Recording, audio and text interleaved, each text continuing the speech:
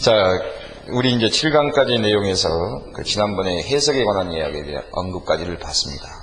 그 다음에 이제 분쟁의 원인들을 살펴봤는데, 이 분쟁의 원인 중에 가장 큰 것이 의사라고 하는 거예요. 네가 말을 잘했니 못했니, 그때 계약 당시에 했던 말과 지금의 말이 다르지 않느냐, 이런 것들요. 그렇다면 이제 우리가 계약상의 말이라고 하는 것의 의미부터 생각해 보는 겁니다. 이 계약이라고 하는 것의 계약상의 말, 그러니까 언어죠. 언어에 대해 생각해 보는 겁니다. 계약상에 여러 가지 언어를 씁니다. 우리가 계약을 할 때 처음부터 탁 만나자마자 나 그거 사겠어. 그래요? 나 팔죠. 이렇게 말하는 사람은 없습니다. 그 물건이 좋아요. 안 좋은 것 같은데부터 시작해가지고 그렇잖아요. 여러분 이제 천안에는 지하철이 없죠. 천안에는 없지만은 그 서울 같은데 지하철에 가시면은 지하철에서 파는 물건은 지구상에 제일 좋은 물건들이 많아요. 그런데 안타깝게도 회사 보면 망할 것 같은 물건들이 선전하지 않습니까? 그런 호객을 하죠. 그런 걸 통해서 괜찮은 것 같은데 이런 식의 생각도 하고, 생각보다 1,000원짜리 물건 치고는 괜찮다. 그래서 구매를 해서 또 나중에 잘못되면 1,000원짜리야 그렇지 뭐 하고 버리고, 이런 것들이 우리의 만남의 계약의 과정이죠. 그러면서 언어라는 걸 쏟아내는데, 과연 이 언어 속에서 법적으로 의미 있는 언어가 어떤 것이며, 우리가 계약하기에 접했을 때 어떠한 마음의 준비부터 해서 계약 단계에 넘어가는가, 이런 과정들을 법의 현미경을 한번 들여다볼 필요가 있다는 겁니다. 우리 일상에서 이제 여러분이 어느 백화점 같은 데나 어느 상가에 이른바 단골로 다니는 옷가게가 있다고 한번 봐보겠습니다. 옷가게가 있어서 가서 지나가다가 딱히 옷을 사려고 한 것도 아니에요. 그냥 지나가다가 자주 들리던 곳이니까 커피 한잔 하고 갈까? 그래서 들렸어요. 보니까 이제 커피 한잔 마시면서 아이고 그건 이쁘네 어쩌네 이러다가 언니 그거 좀 한번 입어봐 이렇게 말한다는 거죠. 명희씨 모르는 게 없죠. 네. 입어봐 그래요. 입습니다. 제가 제일 이해가 안 가는 게 뭐냐면, 입은 다음에 물어보죠. 꼭. 누구한테 물어봅니까? 파는 사람한테. 이뻐? 어울려? 그러면은 에이 안 이쁘다 이렇게 말한 사람 단 한 사람도 없어요. 네. 그렇죠. 그냥 이쁘다 그래요. 그래서 이제 착시 현상이 일어나죠. 그걸 딱 입으니까 나비옷같이 하늘하늘하고 입고 옵니다. 오면서 마음속에는 갈등이 생기죠. 신랑한테 뭐라고 말을 하나? 그래서 이제 장롱 속에 잡아가지고 있다가 이제 모처럼 큰맘 먹고 입어봅니다. 근데 이 양반이 제법 이쁘다 이래주면 좋은데, 옷이 왜 그래? 옷이 왜 그래? 어디 나가? 이렇게 나온다는 거예요. 그러면 자존심이 팍 상하죠. 자네 몸 좀 생각해봐. 뭐 이렇게 시작이 되면은 자존심이 팍 상합니다. 그때는 뭐라고 하십니까? 그렇구나 그렇게 생각하세요? 안 그러죠? 인간이 그 모양이니까 구닥다리 소리를 듣는 거야 인간아. 그러면서 염장을 한번 지른 다음에 보관을 하죠. 근데 따님이나 아드님이 오셔가지고 딱 그래요. 엄마 이상해. 그때부터 상황이 이상해지는 거죠. 이제 진짜 이상한 줄 알고 그리고 싸가지고 갑니다. 싸가지고 가서 우리 애 아빠가 안 어울린대. 왜 어울리기만 하는데 안 어울린대? 이 표현이 뭐예요? 바꿔달라는 이야기죠. 왜 어울리기만 하는데 이 표현은요? 안 바꿔주겠다는 거죠. 이런 식으로 이야기를 합니다. 이런 것들이 다 의사일까라고 하는 겁니다. 우리가 생각을 말하는 이런 것들이 다 의사일까? 만약에 이게 의사라고 한다면은 안 이쁜데 이쁘다고 내가 착각했다. 그러니까 바꿔주라. 그럼 우리 법조문에는 착오로 인한 의사표시는 취소할 수 있다 그랬으니까 당연히 취소하고 바꿔야 되는데 일상에서는 안 그렇다는 거죠. 그것은 의사가 아니기 때문에 그런 거예요. 왜? 나의 동기일 뿐이죠. 동기. 의사의 내용이 되지 못한 마음속의 동기라고 하는 겁니다. 우리 일상에서 동기와 의사를 구별하는 경우가 참 어렵습니다. 이 쌍용동 일대에 땅값이 뛴다더라. 그러니까 저거 뛰면 내가 한몫 잡겠다. 이 생각이 과연 의사냐 그 말입니다. 의사가 아니에요. 동기라고. 그래서 내 마음에서 어떠한 의사를 표현하기 위한 마음에 드는 생각이 동기인데, 그렇다면 의사가 뭐냐 그랬어요. 의사가 여러분에게 강의 초창기 때 했던 이야기가 사랑한다, 좋아한다의 이야기였어요. 사랑한다, 좋아한다 속에는 권리 의무에 대한 의욕이 없다 그랬죠. 그런데 왜 하필 권리 의무란 말을 하냐면은 우리가 지금 배우는 이 법이라고 하는 관계는 법률 관계를 논의하는 것이고, 법률 관계 속에 있는 주제가 뭐냐면 권리와 의무예요. 즉 내가 이렇게 할 힘이 있어 라고 말하는 게 권리고, 넌 당연히 해줘야 돼 라고 말하고 상대방을 내리누를 수 있는 법에서 보장되는 힘을 우리는 권리라고 불러요. 그리고 그것에 따라서 당연히 해줘야 될 책임 또는 해줘야 될 것을 우리는 의무다라고 부르거든요. 그러니까 법률관계에 있어서의 주제어는 권리와 의무입니다. 이 권리와 의무를 의욕했던 단어가 들어가야 의사가 되는 거예요. 그래서 사랑한다, 좋아한다는 의사가 아니고 결혼합시다. 이 속에는 신분관계를 맺고자 남편이 되고 이제 부인이 되고, 남편 부인 돼버리면은 좋아하던 남자친구 여자친구 더 이상 못 사귀잖아요. 괜히 눈치 보이고. 혹시 그래도 자유롭게 사귀십니까? 아니시죠? 네. 그것은 뭐냐면 서로가 구속관계를 맺는 거기 때문에 그래요. 부부라는 구속관계에 책임감을 갖게 되는, 이게 법적 관계이기 때문에 그렇습니다. 만약에 그것을 일탈하면 비난을 받게 되죠. 바로 이러한 권리 의무를 의욕하는 의사를 우리는 그 생각을 의사다 이렇게 표현을 했습니다. 그래서 아직도 여러분은 계속 기억하고 있어야 될 것은 사랑한다, 좋아한다는 의사가 아니라 그 속에 권리 의무가 의욕돼야 의사다 이랬다는 걸 먼저 생각하시고, 우리는 그것을 이제 권리 의무를 효과 의사라고 배우겠습니다. 왜 효과 의사가 되는지 보죠. 방금 이제 이 계약상의 구성 요소는, 계약상의 구성이 되는 것은 어떤 것을 제안하는 청약과 그에 맞닥뜨려서 내가 해주겠다고 대답한 승낙인데, 이것이 의사라고 한다면 이 의사의 본질, 본체라는 게 뭐냐라고 하는 거예요. 도대체 방금 제가 명효진이가 사랑한다, 좋아한다는 의사가 아니고 결혼합시다 이게 의사라고 말한 이유가 뭐냐 말이에요. 이것이 의사의 본체론이라고 하는 우리 학문에서 먼저 이야기하는 부분입니다. 이제 다시 한번 계약관계를 끄집어 봅시다. 계약관계에서 갑이라는 사람이 동기를 먼저 가져요. 마음의 동기가 나는 집을 갖고 있던 아파트를 팔아야 되겠다, 이런 동기를 팔아야겠다는 생각을 갖게 된 전 단계, 뭐 시세 차익을 봐야 되겠다랄지, 세금이 너무 많이 나오니까 내 아파트가 한 200개 되는데 200개씩 갖고 있으니까 세금이 너무 많이 나온다든지. 200개 갖고 있는 사람 보셨어요? 아파트? 한 번도 안 보시죠? 작년 신문에가 한 사람이 1000몇 개 갖고 있는 사람도 있었잖아요. 대한민국 사람 중에. 네. 그런 사람 있겠죠. 네, 지난번 신문에 나왔대요. 그래서 시세 차익 노리겠다. 또는 중과세 나오는 거 이거 회피하겠다. 여러 가지가 있겠죠. 방금 우리가 본 것처럼 사업자금을 마련하겠다. 자, 이 속에 팔고자 하는 그런 의사가 권리 의무가 들어있나요? 안 들어있어요. 야, 이거 좀 내가 5억에 샀는데 말이야 지금 10억 됐으니까 5억은 땡길 수 있겠네 이렇게요. 이것이 무슨 권리 의무가 들어있는 거예요. 그냥 자기의 마음의 감정과 동기일 뿐이죠. 이런 것이 모여서 그래 이참에 팔자 이렇게 마음을 먹어요.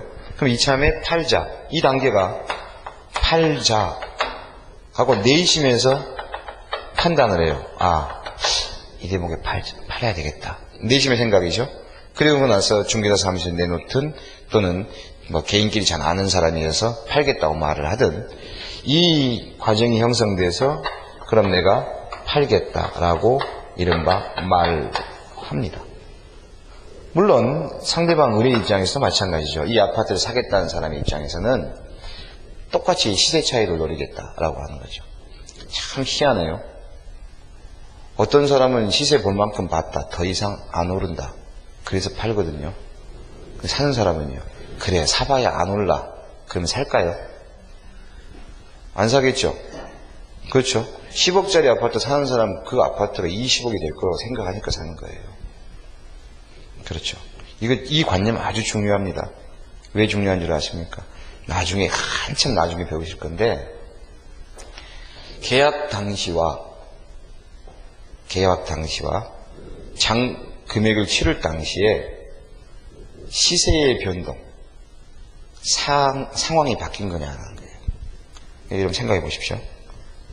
팔 때 아파트를 1억에 팔았어요. 계약을 했단 말이에요. 근데 계약금 1,000만 원 받고 중도금 4,000만 원 받았어. 아직 5,000만 원 못 받고 있는 상태에 준다 그러면서 시간이 한 5년 흘러요. 5년 동안 흐르고 있어요. 그럼 5년 동안에 아파트 1억짜리가 얼마 됐을까요? 서울 같은 데는 순식간 5억도 되고 6억도 됩니다. 근데 5년 후에 한 6억이 됐어. 근데 5년 후에 딱 나타나서 매수인이 딱 나타나서 잔금 안 준 거 5천만 원. 그럼 5년 동안의 이자 그것만 딱 주는 거야. 그 소유권 넘겨달래. 넘겨주시겠어요? 왜요? 그만큼 올랐는데, 그러니까 못 주겠다는 거죠. 그걸 뭐라 그러느냐? 사정이 변경되었기 때문에 이 계약은 못 주겠다. 이렇게 말한다고요?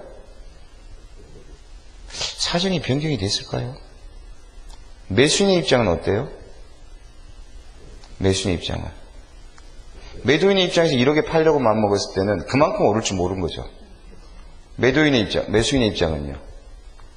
그만큼 오를 줄 안 거예요. 그럼 매수인의 입장에서는 사정이 변경된 건 당연한 거야. 그러면은 5년 사이에 잔금 못 받았으면은 법의 정해인대로 왜 계약 잔금 안 주냐? 야, 계약 끝내. 하고 계약 끝내버리고 받았던 돈 돌려주든지, 그렇지 않으면은 정부는 손해배상 받아오든지 그러면 될 걸.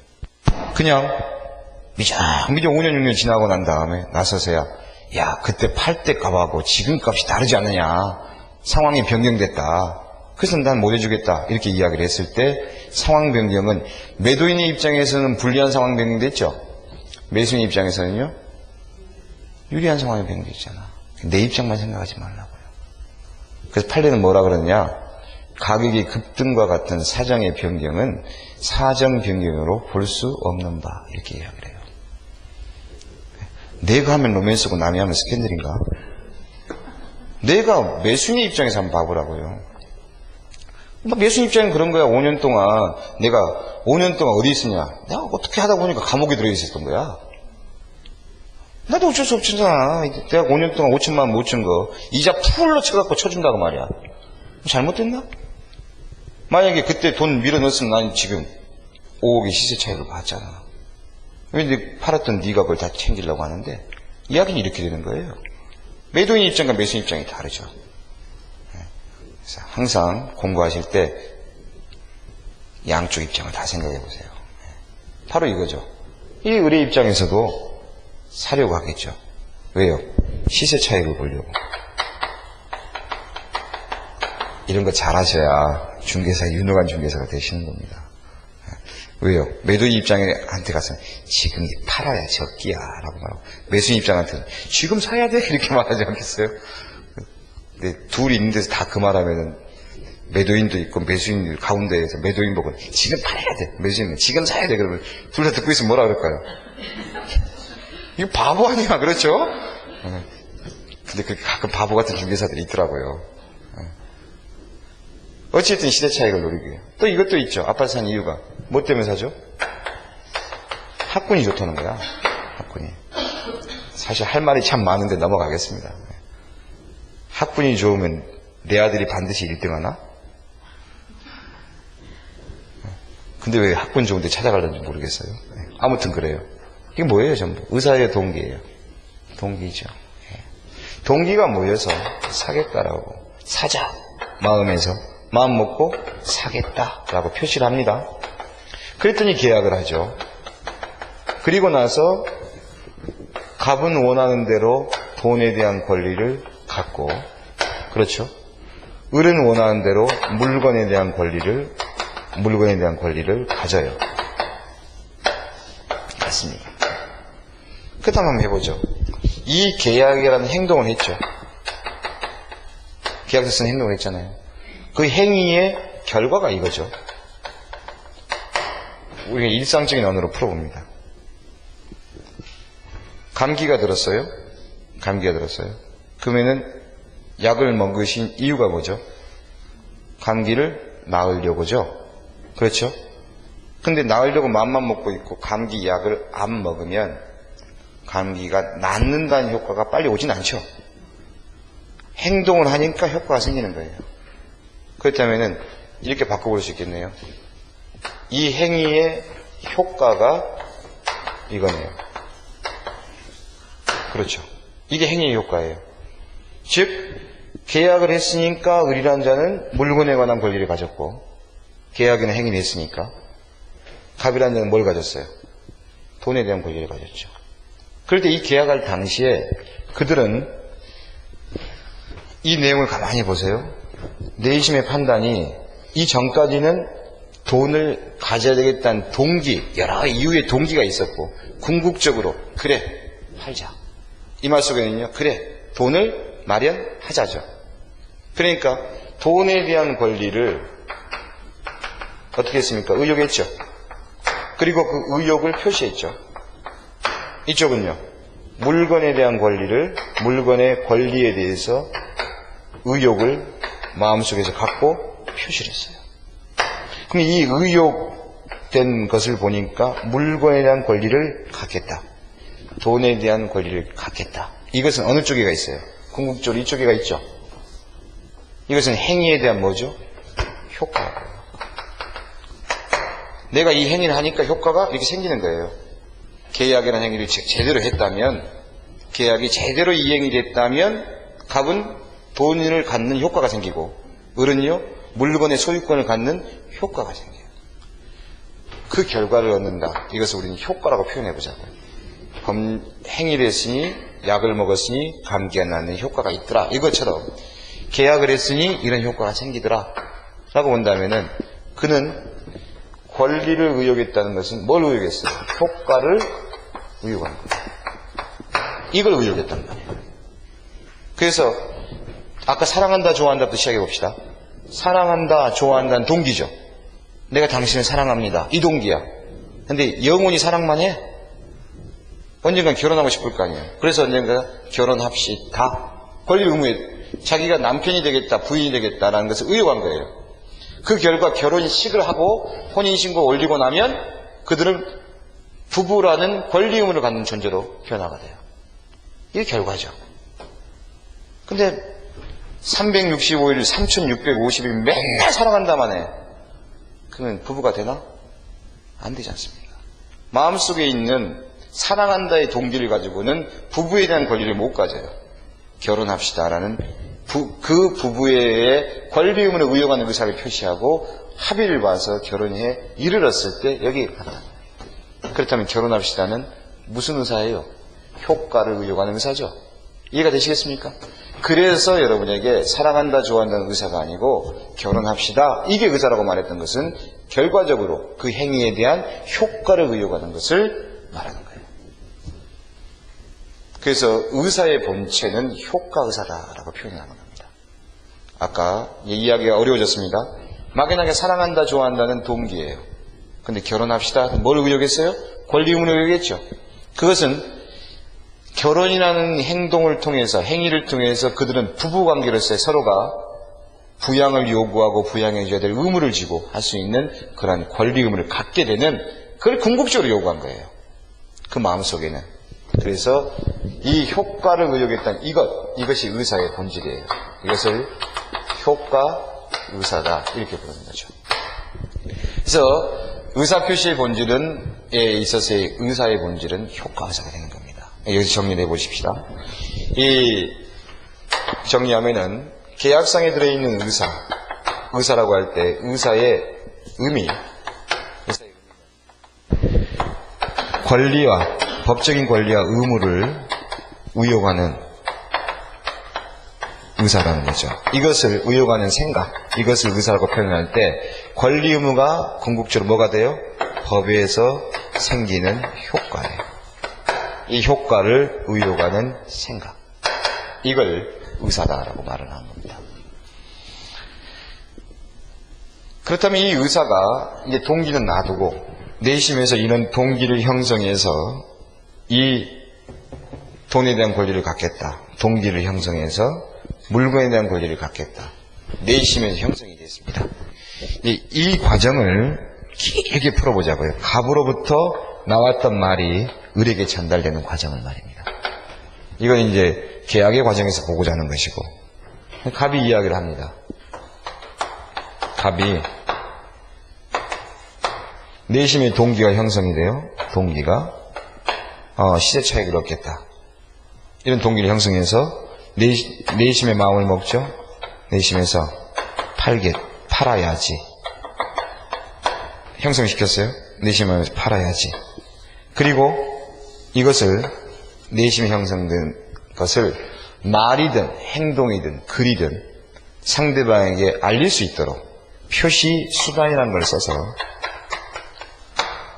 이른바 표시 행위를 합니다. 뭐라고? 말로 한다면은 팔겠다. 이렇게. 이런 식으로 말로 한다든가 글로 한다든가 이렇게 표시를 하면은 상대방 을의 입장에서는 눈을 그리겠습니다. 이건 눈입니다. 눈으로 봐요. 또 귀로 들어요. 그래서 우리가 일상적인 언어의 의미로서 팔겠다라는 일상의 언어의 의미로 이해를 합니다. 제가 방금 일상의 언어의 의미라고 그랬는데 이 일상의 언어의 의미는 시대에 따라 다릅니다. 어르신들, 연세가 있으신 어르신들은 쌀을 사는 것을 쌀 팔러 갔다는 말 들어보신 적 있어요? 네. 연세가 있으신 분들은요, 쌀 좀 팔아봐야 되는데 이렇게 말을 해요. 그건 뭐냐면 농경시대에 살았던 분들이기 때문에 그분들은 쌀 팔러 간다는 소리를 합니다. 쌀 산다는 말을. 그때는 그렇지만 지금은요, 젊은 친구들이 쌀 팔러 가야지 그런 말 안 하죠. 쌀 사와야 된다 그러잖아요. 그러니까 시대에 맞는 언어 의미를 가지고 상대방의 말을 이해합니다. 이때 이해할 때는요, 이 사람은 시대에 맞는 표시행위에서 보여주는 그 시대에 따른 의미로서 표시상에 나타난 말하는 사람의 내심의 의사를 완벽하게 합니까? 미루어 짐작합니까? 미루어 짐작하는 거예요. 왜? 판다 그랬으니까 파는 거겠지. 설마 쌀 팔러 간다 그러면 쌀을 바늘도 팔려고? 그건 아니죠. 예. 집을 판다 그러면 집을 곡괭이를 판다고? 그건 아니잖아요. 아마 이른바 영어로 말하면 세일하겠다, 매도하겠다는 생각이겠죠. 그러니까 내심 의사를 어떻게 하느냐, 미루어 짐작하는 거예요. 이걸 추단이라고 표현해요. 이 추자가 추측하다의 추자입니다. 단자가 단정하다의 단자고, 그래서 추측하여 단정한다 이렇게 말한 건데 이걸 추단된 의사 이렇게 표현합니다. 이것이 의사의 흐름입니다. 상대방의 말을 하면, 우리가 순식간에 이야기를 하면 그것을 뇌의 대뇌피질의 작용을 통해서 이렇게 순간에 끝내는 거죠. 그것도 내가 상대방에 또 이야기를 하고, 이것을 이제 미세한 현미경으로 들여다보면 이 과정을 거친다는 거죠. 이걸 내심에 팔아야지라고 생각하기 때문에 이 의사를 가르쳐서 내심에 들어있는 내심의 효과 의사입니다. 왜? 권리 의무를 의욕했으니까. 그렇죠? 이것은 뭐라 그럴까요? 표시상의 효과 의사 이렇게 말을 할 것입니다. 대부분은 이것들이 사회적인 언어의 의미로서 이해가 거의 다 되고 서로 내심의 의사와 표시에 나타나는 의미가, 상대방이 이해하는 의미가 크게 달라지는 경우는 많잖아요. 대부분은 서로 일치를 합니다. 근데 문제는 가끔 이게 어긋날 때가 있습니다. 이게 이른바 분쟁의 원인이 되죠. 여러분들도 가끔씩은 그런 경험이 있으실 겁니다. 저녁에 어느 이제 모임에 갔다가 집에 가셔야 되는데 그날따라 차를 안 가져왔고 택시를 잡으려고 하십니다. 이 택시라는 게, 택시의 법칙이라는 게 있죠. 내가 잡으려면 안 와요. 그렇죠. 내가 택시하고 무관할 때 많이 다니죠. 이른바 택시의 법칙. 그걸 한번 생각해 보시는 겁니다, 여러분. 여러분이 갑입니다. 내심의 의사는 택시를 타고 가야지. 이게 의사일까요? 동기일까요? 동기요? 네. 동기. 왜 동기일까? 이 속에 권리 의무가 안 들어있을까요? 여러분, 택시 타는 것은 계약입니까? 아닙니까? 그건 계약이란 거 아시겠어요?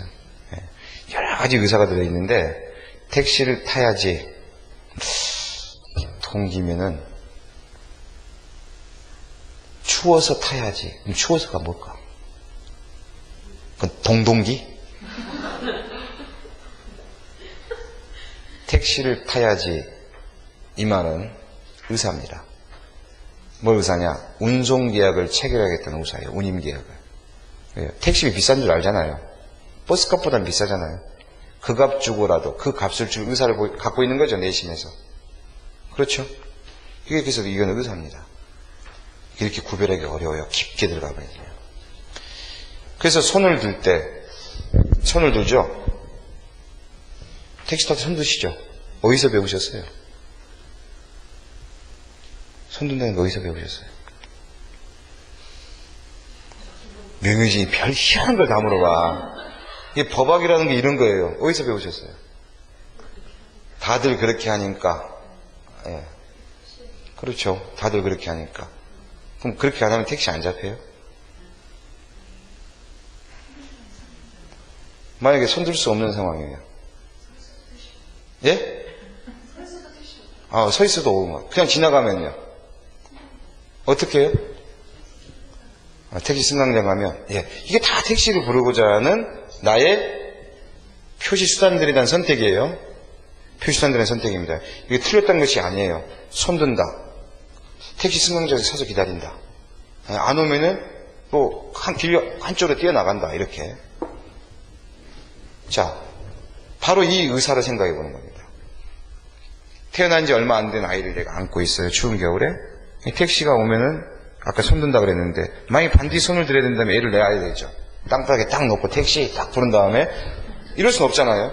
그럴 때 어떤 생각을 합니까? 발을 들든지 아니면 발을 막 구르든지 뭐 어떻게 방법을 취하겠죠. 어떻게 택시를 잡을까를 생각해요. 우리가 부지불식간에 택시 잡으려고 택시 하고 손 드는 것 같지만 내가 어떤 표시수단을 쓸 것인가를 생각한다는 거예요. 나도 모르는 사이에 이걸 표시수단의 선택의사라고 그래요. 여러분이 아주 통상의 상황이 아닐 때는 하면서 택시 잡으면 어떻게 해야 돼?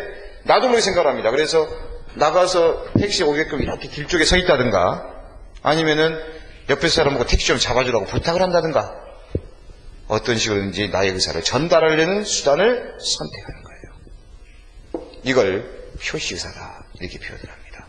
그래서 의사의 전달 과정에서 이것을 하나 우리가 볼 수가 있습니다. 이 과정을 표시수단을 선택하는 아까 내심에 팔아야지라고 말을 할 때 말로 할 것인지 글로 보낼 것인지 중개사한테 부탁할 것인지 이런 것들에 대해서 우리 머릿속에 생각한 이것을 아주 간략하게 보면은 표시수단을 선택하는 의사 이걸 표시의사라고 학자들이 부릅니다. 표시의사다. 그래서 의사의 종류를 구별해 볼 때 효과의사라는 것이 있고 표시의사라는 게 있고 그 다음에 표시행위라는 것이 있어야만이 의사표시가 이루어지는 것이다 라고 주장한 학자가 있어요. 있다고 말입니다. 어떤 학자들은 표시의사라고 하는 것은 별로 의미가 없다 이렇게 말하는 학자도 있고 표시의사라는 건 매우 중요하다 이런 학자도 있다는 겁니다. 오늘 그 이야기를 잠깐 보는 겁니다. 정규 강의 때는 나올 수도 있고 안 나올 수도 있어요. 지금 제 이야기가 실제 시험에서는 나올 수도 있고 안 나올 수도 있고 우리 중개사 시험에서는 단 한 번도 안 나왔습니다. 그러나 감정평가사랄지 법무사 시험에는 2, 3년에 한 번씩 나오는 이야기예요. 이 이야기가 한번 들어보십시오. 표시의사라는 건 무슨 의사다? 표시수단을 선택하는 의사예요. 손을 들 것인가 발을 들 것인가 누구에게 시킬 것인가. 그렇다면 택시 타고 가야지 하고 손을 들 때 손을 드는 손을 들어서 표시한다고 봅시다. 손을 들어서 표시수단이라고 하는 건 손을 든다. 이 표시수단을 선택하는 그러한 표시의사라는 것을 가지고 손을 들었습니다. 그러면은 이 택시 안에서 모자 쓰고 보고 있던 을이 택시하고 불러도 택시 안에서 안 들리죠. 안 들리는데 손을 딱 든 거 보고 택시 잡나 보다. 아까 말씀하신 대로 택시 승강장에 서 있으면 택시 잡겠구나 하고 오죠. 이렇게 뭐예요? 수단을 통해서 뭘 봤어요? 미루어 짐작하는 의사를 확인했죠. 그래서 오는 겁니다. 그 다음에 이제 택시 문 열고 들어가서 어디까지 갑시다 라고 이야기하는 것은 본격적으로 계약을 시작한 것이고, 예 알겠습니다. 기아 넣고 딱 하고 메타기 딱 누른 순간 이제 금액이 얼마고 계약이 체결되는 과정이죠. 자, 근데 여기서 이제 비틀어 봅시다. 이 과정을. 이 가비란 자가 택시를 기다려도 안 오니까 핸드폰 빼서 집에다 전화를 했습니다. 택시가 안 와. 그러니까 빨리 지금 차 가지고 와. 이렇게 해요. 그래서 집에서 이제 내 차가 와요. 집에 있는 자가용이 옵니다. 아까 제가 택시 법칙을 말씀드렸잖아요. 택시 잡을 때 안 오다가 내 택시하고 무관하면 택시 지나간다고. 이미 난 내 차를 불렀죠. 부르고 기다리고 있는데 저 뒤쪽에서 비상등 놓고 내 차가 들어옵니다. 집에서 뭐 바깥분이 몰고 오든 아들이 몰고 오든 들어와요. 그럼 어떻게 합니까? 어두운 때 손 들죠. 나 여기 있어 하고 손을 들었어요. 자, 그때는요 택시를 잡을 생각으로 손을 든 건 아니에요. 내 차를 부를 생각으로 나 여기서 손을 들었거든요. 그래서 택시가 앞에가 딱 씁니다. 택시는요 손든 모습을 보고 택시 잡을 의사라고 오인했죠. 미로 짐작하는 의사를 가지고 오인했어요. 딱 섰습니다. 그런 경험이 혹시 있으십니까? 한두 번쯤은 있으실 거예요 아마. 그럴 때 혹시 택시 기사의 입을 봐보신 적 있으세요? 택시 기사는 무시렁무시렁거리죠. 예. 아이고 오늘따라 왜 이 차수밖에 없어. 그래서 무시렁무시렁거려요. 다음부터는 인사는 한번 하십시오. 미안해요. 이게 내가 표시상에 나타난 그 의사를 어때요? 오인해버린 거죠. 내 내심은 택시는 잡지 않고 내 차를 부를 의사였는데 상대방은 내 표시를 보고 오인을 했습니다. 이게 내심의 의사와 표시상에 나타나는 의사의 어긋남입니다. 불일치. 이랬을 때 이게 택시 문제니까 큰 문제가 안 벌어지지, 이게 100억짜리 계약건이라고 생각해 보십시오. 이건 분쟁의 씨앗이 여기서 시작이 되는 겁니다. 내심의 의사와 표시에 나타나는 게 달라져 있다는 거죠. 상대방이 오인했던 것, 상대방이 이해했던 것과 내가 의도했던 게 다르면 이때 분쟁이 벌어지는 겁니다. 이럴 때 어느 것을 중요시 여길 것이냐, 이것을 중요시 여길 것이냐, 아니면은 이자가 바라봤던 표시상의 효과 의사를 중시 여길 것이냐, 이 대목에서 분쟁이 벌어집니다. 여러분 또 다른 이야기를 해보십시다. 이건 택시니까 와닿지 않는다, 별로 싸우지 않는다 과정에 보면은 이제 교과서적인 사례입니다. 의도적으로 만든 사례예요. 갑이 부산 가보셨어요? 부산 자갈치 시장 가보셨습니까? 네. 제가 지금 하는 말은 교과적인 사례죠. 자갈치 시장에 뭐가 많던가요? 갈치? 자갈치? 부산 자갈치 시장 가면은 일반인들은 볼 수가 없는 것 중에 하나가 경매입니다. 경매. 예, 수산물 경매. 일반인들은 구경은 하더라도 그 경매 현장에 들어갈 수는 없어요. 왜냐하면 이제 오인이 생길 수 있기 때문에 경매인들은 전부 모자를 쓰고 있고 자격난도 표시를 갖고 있습니다. 경매인은 손짓발짓을 막 하죠. 자, 그렇다면 우리가 이제 자갈치 시장에서 벌어지는 경매 현장을 우리들이 가서 참여도 자유롭게 할 수 있다. 그런 전제를 만들어 봅시다. 이렇게 모자도 쓴 게 아니고. 자갈치 시장에서 뭘로 할까요? 오징어 한 마리, 한 박스에 10,000원부터 올라가는 경매를 합니다. 경매인 A가 이렇게 말합니다. 자, 10,000원 부르실 분은 손가락 하나, 20,000원이면 손가락 2개, 이렇게 표시하라는 거예요. 우리 그 약속했습니다. 경매인 A가 자 경매를 시작합니다. 갑은 오징어 살 생각 없습니다. 그냥 이렇게 보니까 경매가 참 재미있어. 손짓발짓만 하는 게, 보고 있던 차에 멀리서 이렇게 보니까 천안 학원에서 만났던 친구가 저쪽에 있네. 우리 저쪽에 있는 거예요. 그래서 갑이 자기 경매할 생각이 없으니까 저쪽에 친구가 멍하니 보고 있으니까 어이 향수가 나 여기 있어 하고 손을 듭니다. 나 여기 있다고 손을 들었어요? 손 흔들었습니다. 이렇게. 그럼 A가 보겠죠. 그럼 얼마로 낙찰할까요? 예? 에이 10만 원이지. 흔들고 따버리잖아.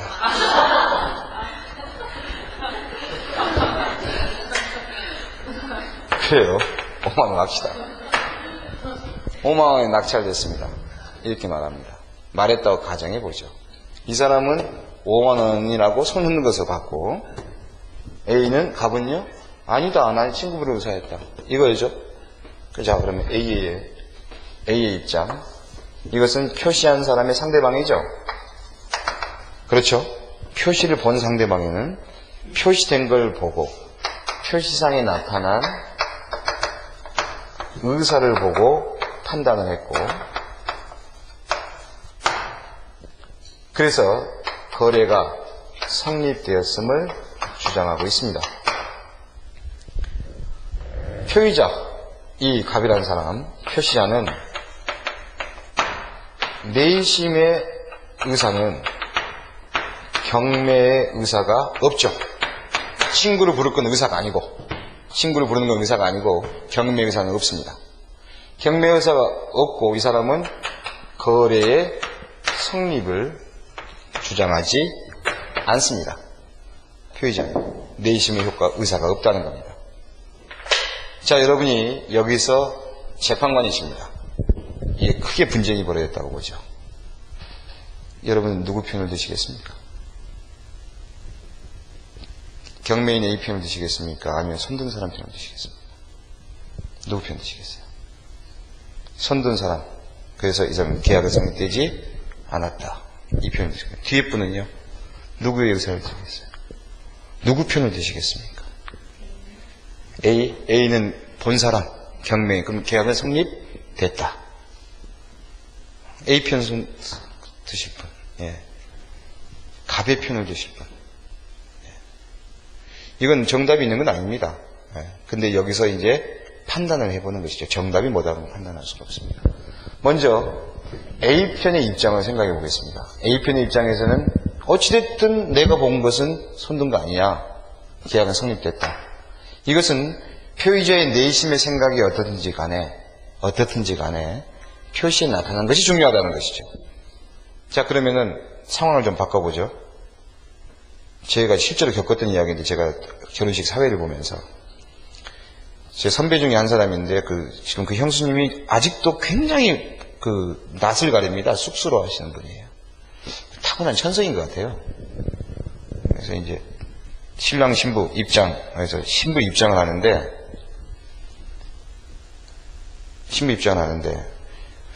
그 결혼식에서 정말 황당한 사건이 벌어졌어요. 신부 입장을 했거든요. 신랑은 딱 이러고 있다가 딱 받지 않습니까? 왼쪽에서 받나 오른쪽에서 받나? 아니, 받아요.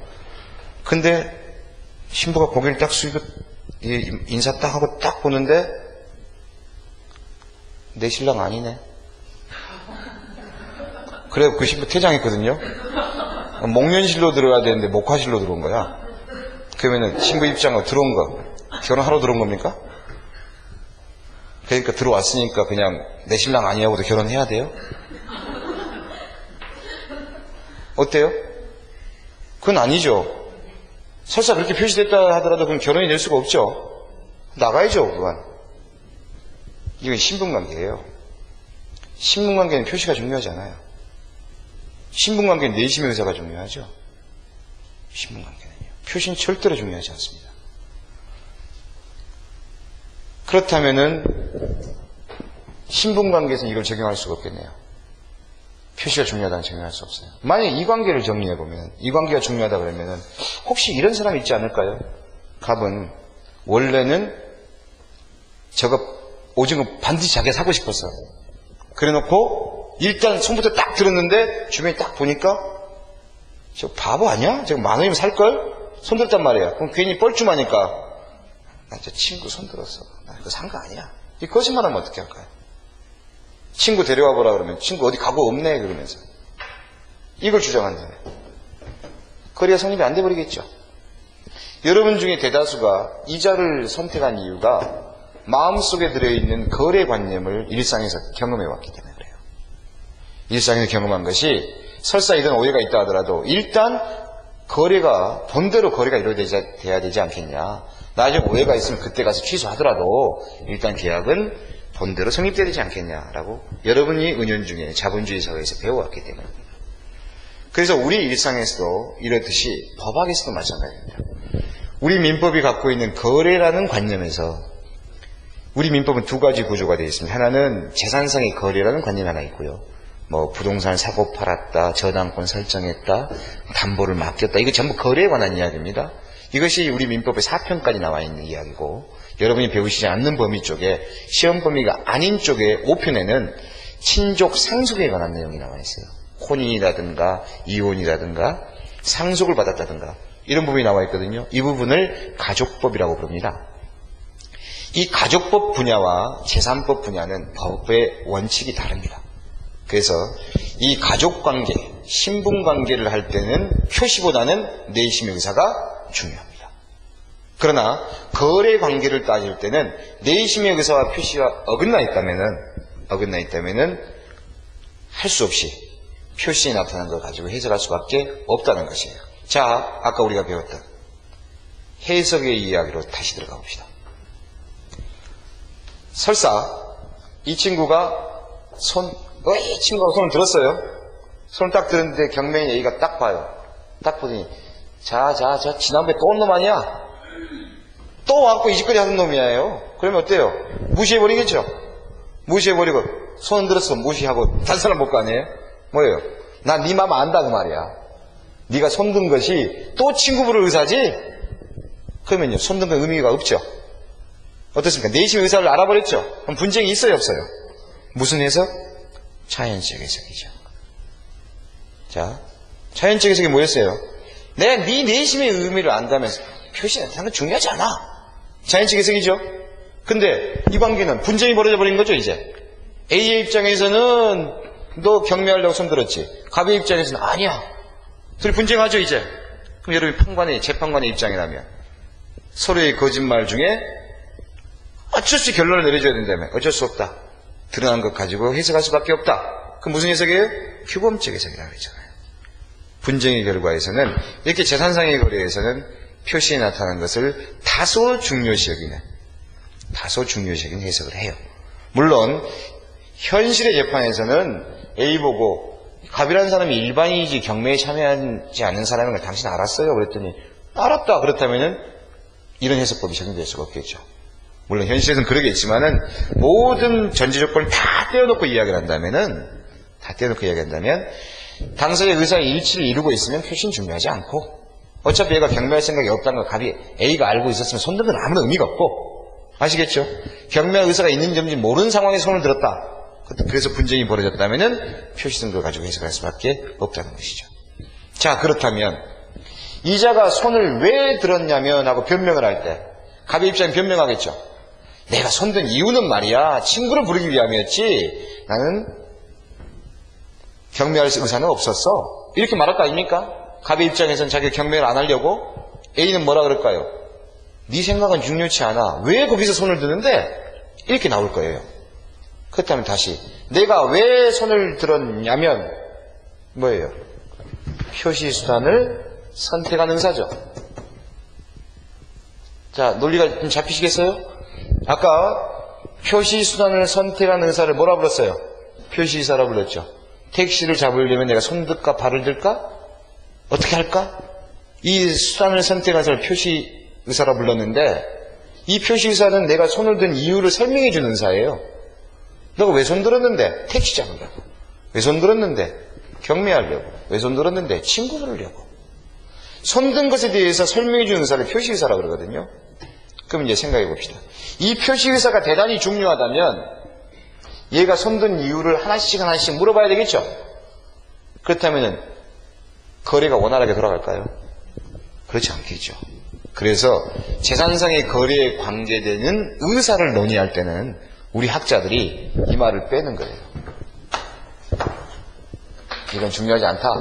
그래서 의사표시의 본질은 내심의 효과의사와 표시상의 효과의사 합하여 효과의사 하나하고 그것을 표시 행위를 통해서 나타난 표시 행위 자체가 의사표시의 본질을 이루고 있는 것이지 무엇을 선택할 것인가는 중요하지 않다. 이런 이야기를 합니다. 자, 이야기 정리합시다. 오늘 갑자기 말이 어려워졌습니다. 이야기 정리하자면 내심의 의사를 표시 수단을 통해서 상대방에 보였는데 대부분은 상대방은 의미를 그대로 이해하지만 만약에 오해가 벌어진다면 이거예요. 오해가 벌어진다면 재산상의 거래에서는 상대방의 입장에서 표시에 나타난 걸 가지고 먼저 해석하는 수밖에 없다는 거예요. 그래야 거래가 원활하게 돌아갈 것이고 정이 억울하면 이제 여기서 갑이라는 자가 정이 억울하면 우리 법이 약간의 여지를 줘요. 억울해? 그러면은 요건을 갖춰서 네 의사를 취소해라. 이렇게 여지를 주고 있습니다. 우리 법이 그래서 이걸 가르쳐 착오에 의한 의사표시의 취소다 이렇게 표현을 합니다. 나중에 배울 건데 일단 지금 단계에서는 자 의사표시 즉 내심의 효과의사와 표시상의 효과의사 이걸 줄이면 의사와 표시 그럽니다. 내심의 효과의사 이걸 딱 줄이고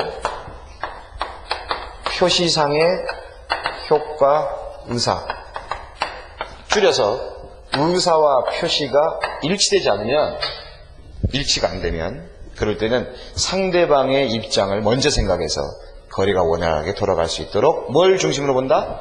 표시상의 의사를 중심으로 먼저 해석을 하는 것이다. 이것이 우리 법이 갖고 있는 태도다라고 하는 겁니다. 이해가 되시겠어요? 더 줄일까요? 간단하게 더 줄여봅시다. 네 마음이 뭔지는 몰라도 일단 표시됐으면 내가 본대로 해. 알겠어요? 네 마음이 뭔지는 몰라도 너가 그렇게 말했으면 내가 이해한 대로 가자.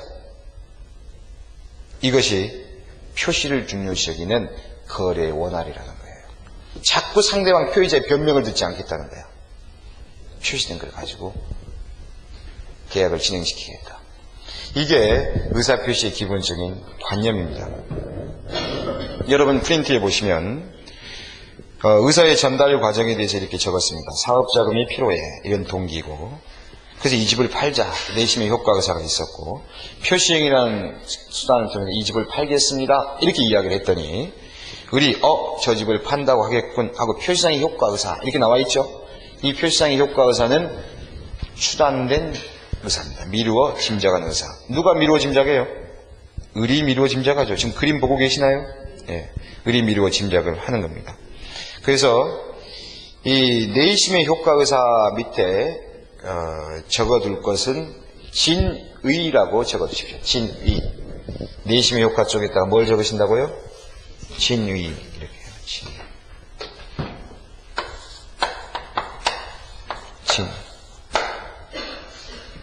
진의. 한문까지는 적으실 필요가 없는데 저는 굳이 적자면 진짜 의도 이런 식으로 적는 건데 사실은 아니에요. 이건 좀 이따 공부를 하겠지만 일단 뭐라고 적어요? 진의라고 적었어요. 진의. 그리고 표시상의 효과의사의 밑에다가는 추단된 의사라고 적으십시오. 추단. 추단이란 말은 미루어 짐작한다는 것이죠. 그래서 추단이라 썼습니다. 그래서 표시상의 효과의사를 뭐라 부른다? 추단된 의사. 이렇게 적어두십시오. 그리고 그 밑에 의사표시의 개념하고 써져 있는 것 중에 의사표시의 구성요소의 효과의사, 표시의사, 표시행위하고 써져 있는 것 중에서 밑에 표시의사 당무장 표시되어 있는 것 중에 두 번째 다수의 견해는 구성요소로 보지 않는다라고 적어져 있죠. 그 부분에다가 이제 이렇게 보시는 겁니다. 다수의 견해에다가 적어두실 것은 이렇게요. 왜? 왜라고 적으신 다음에 거래의 원활함을 위해서 상대방을 보호하여야 하기 때문. 이렇게 적어주십시오. 상대방의 입장을 보호해야 되기 때문입니다. 상대방은 이해했는데 나중에 가서 말하는 사람이 사실은 그 뜻이 아니었고 하고 구질구질 변명을 하기 시작하면은 거래가 원활하게 돌아가지 않기 때문입니다. 그래서 다수의 견해 옆에다가 왜요? 거래의 원활함을 위하여 상대방을 해야 되기 때문에 이렇게 적어두십시오. 그래서 우리의 의사에 관한 내용을 이제 정리하십시다. 지금 이제 두 번째 시간에 관한 이야기입니다. 두 번째 시간 의사 내용을 정리하겠습니다. 의사란 이것부터 내심에서 권리 의무를 의용하는 그 의사, 그것이 상대방에게 표시되죠. 그래서 의사란 사랑한다, 좋아한다는 그런 동기는 의사가 아니고, 우리 법에서 말하는 의사가 아니고, 그 동기가 쌓여서 결혼합시다, 이게 의사이듯이 의사는 뭐다? 효과 의사가 본체다. 왜 효과 의사란 말 아시겠죠? 이제 계약한 다음에 얻은 효과가 권리 의무이기 때문에 그 효과를 의용하는 의사를 뭐라 부른다? 그걸 효과 의사라고 부르고, 그것이 우리가 배우는 의사 표시의 본질이에요, 본질. 그리고 그 효과 의사가 흐르는 과정에서 내심의 효과 의사와 그것이 표시 행위를 통해서 뭐가 나타나요? 표시상의 효과 의사가 되죠. 그럴 때 내심의 효과 의사인 의사와 상대방의 미루어 짐작했던 표시상의 효과 의사가 어긋나면 원칙적으로 뭘 중요시 여긴다? 표시상의 효과 의사를 중요시 여긴다. 왜? 상대방을 보호를 위해서 거래를 원활하게 해야 되기 때문이다. 이것은 어떤 관계일 때 그래요? 재산상의 거래 관계일 때 그렇다라는 거예요. 자, 여기까지 보시면 우리가 첫 시간에 의사에 대한 어려운 개념을 봤습니다. 이제 조금 쉬었다가, 그렇다면 이 의사가 전달되는 이제 과정에 대해서 잠깐 언급을 해보고, 이제 이 비정상적인 의사들, 의사 표시가 어긋나는 상황들에 대해서 원래 여러분이 법조문을 봐야 되지만 조문 안 갖고 계시니까 조문을 제가 미리 적어드렸어요. 조문을 통해서 어떤 구조로 되어 있고 우리 법은 어떤 효과를 갖고 있는가 아주 개략적인 모습만 볼 것입니다. 조금만 쉬었다 보시겠습니다.